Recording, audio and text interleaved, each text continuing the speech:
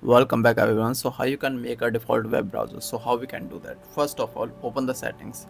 You can search here settings. Okay, so open the settings. When you open the settings, you can see there are lots of options. Click on apps. Okay, apps icon. Now you can see here we have installed option. Okay, install apps. But you can see here default apps. Okay, so click on default apps.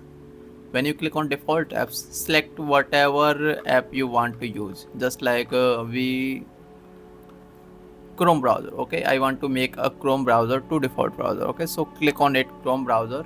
Okay, and click here set default. Okay, when you click here set default, it going to be default browser. Okay, so that's it for today, and I'll see you in the next video. And if you like this video, please subscribe this channel and press the bell icon. Thank you for everything.